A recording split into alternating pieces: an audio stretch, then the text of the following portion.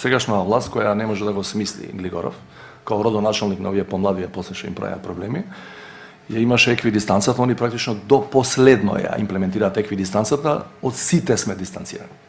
Од сите соседи сме дистанцирани, веројатно тоа не било ни на намера на почетокот. Меѓутоа, факт е дека денеска немаме една нормална мазна билатерала. Една нормална мазна билатерала. Кажете ми која е, некој приговараат со Србија, не е ни со Србија. Не е ни со Србија. Што е причината? Да се вратам на првата моја реченица од претходното излагање. Станува збор за персонален профил на владење кој продуцира проблеми по сите овие основи или оски кои ги кажуваме. Еве и да не е името, да го решим името. Ќе имаме проблеми со внатрешната демократија. Еве и да не е внатрешната демократија, имаме проблеми со сите, ама баш со сите соседи. Имаме проблеми со подалечните соседи. Имаме проблеми со клучните, со пивотите на денешната меѓународна политика. Германија, например, во Европа, Америка во светот, Брисел по двете основи интеграцијски.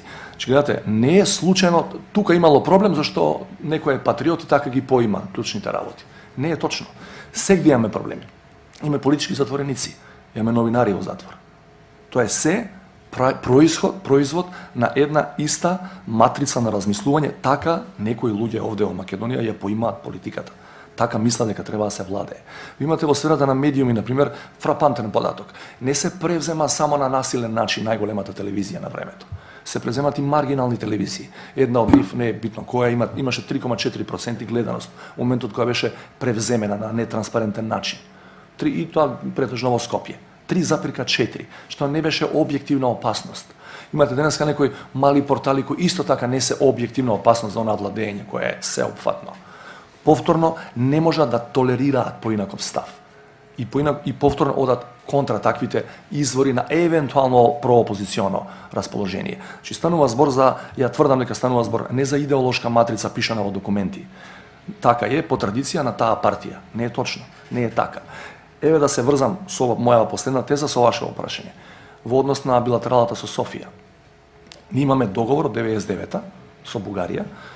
Денеска бугарите и претходниот министер и денешниот не бара ни милиметар поише од тоа. Тоа го бара. Значи истото само да го препакуваш и да го потпишеш. Не сака да го потпише. А тој договор не го потпиша некоја комуњара, потпиша Љупча Георгиевски. Значи не е проблемот во идеологијата или генезата на настанување на таа партија или на таа идеја. Проблемот е во тоа што една група луѓе на власт има таков политичко-психолошки профил. Така мисли дека треба да се владее со оваа држава и со овој народ. И затоа излегуваат проблеми на различни нивоа. Не само внатре, туку и надвор, не само прему меѓуетнички односи, него во делот на економијата. Ви имате комплетно поддржавување на економијата.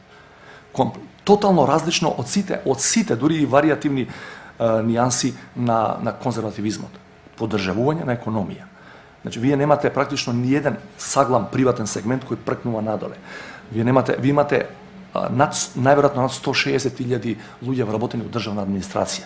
Имате држава Левијатан, имате држава која ја нема. Имате одлука на, да ги наречеме номинално сличните во Србија, сега кој владеа последнава година, сличните во идеолошка смисла би требало да биде или десница или народна партија. Имате одлука од пред 2 дена дека нема примање у државна администрација, има замрзнување на плати.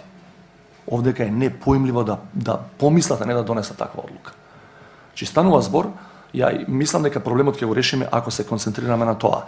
Нема историјат во кој они така владееле и се... Еве, например, 98-2002, може да потврдат и присутните новинари, имаме прилично поголеми медиски слободи, не само во однос на задниве 4 години, него во однос и некои други одсечки од нашата независност.